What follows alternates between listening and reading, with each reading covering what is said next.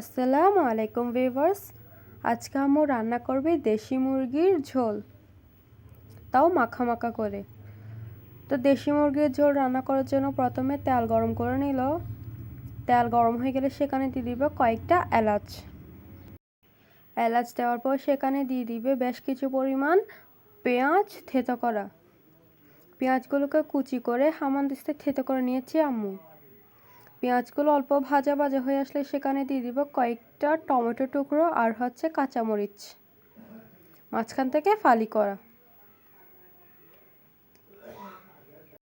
তারপর একে একে আদা রসুন বাটা, প্রয়োজনীয় সব বাটা মশলা যা মুরগির মাংস রান্না করতে প্রয়োজন হয় সব। তারপর আরও একটু আদা বাটা দিয়ে দিবে, কারণ আম্মুর থেকে আদা বাটা কম মনে হচ্ছিল তাই। তারপর ভালো করে নেড়ে চেড়ে নিবে মশলাগুলো। এভাবে ভালো করে নেড়ে চেড়ে তেলের উপর মশলাগুলো কষিয়ে নিচ্ছে।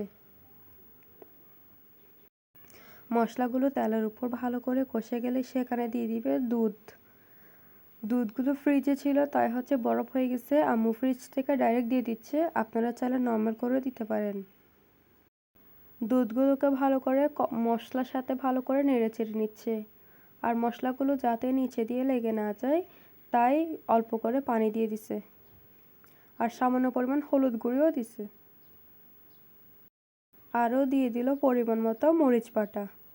সব কিছু দিয়ে ভালো করে নেড়ে চেড়ে নিচ্ছিল আম্মু। এভাবে নাড়তে চাড়তে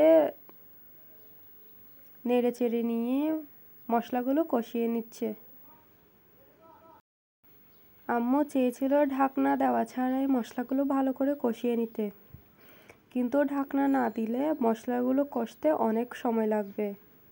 তাই চটজলদি মশলাগুলো কষিয়ে নেওয়ার জন্য আম্মু ঢাকনা দিয়ে দিল। কিছুক্ষণ পর ঢাকনা খুলে চেক করে নিব মশলাগুলো কষেছে কিনা। এই তো দেখেন মশলার মধ্যে বলক চলে এসেছে, তার মানে মশলাগুলো ভালো করে কষে গেছে আর তেলগুলো ছাড়া ছাড়া হয়ে গেছে। এবার আম্মু আগে থেকে নুন হলুদ আর মরিচ দিয়ে মেখে রাখা মাংসগুলো দিয়ে দিল। মাংসগুলো দিয়ে ভালো করে নেড়ে চেড়ে আবারও ঢাকনা দিয়ে দিবে, যাতে মাংসগুলো ভালো করে কষে যায়।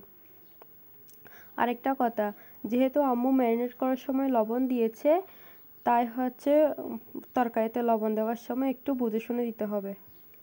তাই আম্মু ঢাকনা খুলে লবণটা একটু চেক করে নিচ্ছিল। দেখেন চিকেন থেকে বেশ কিছু পরিমাণ পানি বের হয়েছে, কারণ চিকেনগুলো ফ্রোজেন চিকেন ছিল তাই। আম্মু থেকে লবণ কম মনে হয়েছে তাই আম্মু আরও একটু সামান্য করে দিয়ে দিচ্ছিল। দিয়ে ভালো করে নেড়ে চেড়ে লবণগুলো মিশিয়ে দিচ্ছিল ঝোলের মধ্যে, মিশিয়ে দিয়ে ঢাকনা দিয়ে দিছে। এই তো ঢাকনা খুলে দেখেন আমাদের রান্না একদম কমপ্লিট। আল্লাহ হাফেজ।